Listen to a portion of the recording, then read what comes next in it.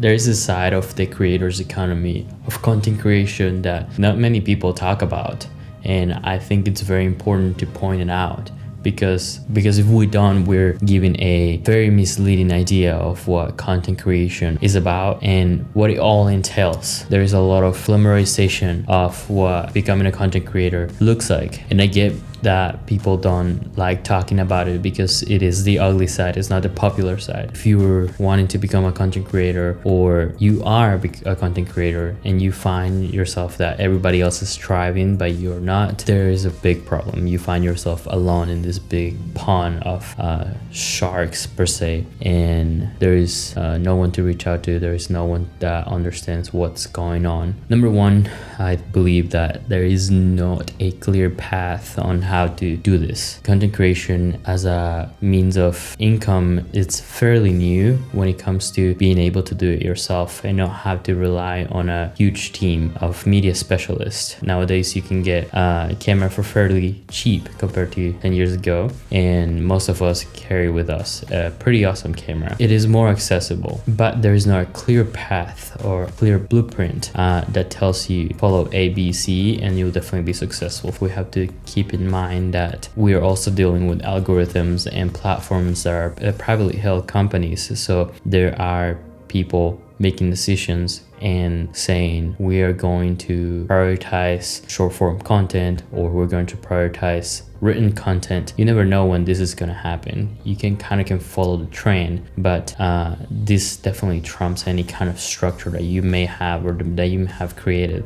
So you have to adapt constantly. Number two, it can be a very lonely place, and entrepreneurship is like that too. But especially with content creation, most of content creators focus on the digital space. You see large communities on Facebook groups or online courses groups that they bring everybody together. But it's different when you have a job or when you have a physical community that you can tap into whenever you need to. No, you have to go through extra steps in order to get together with someone, or it is hard to find people that understand exactly what you do and everything that revolves content creation. So even if you have someone that is willing to sit with you and talk about certain things, the connection is not going to be the same. Number three, it is a self-motivated world, and usually what fuels people is their why. If you haven't found your why and why you're doing the things that you're doing, it will be really hard for you to stay motivated and to keep going as a creator, because there's no one above you providing you with that structure, with that, as we mentioned before. So you have to constantly be reminding yourself of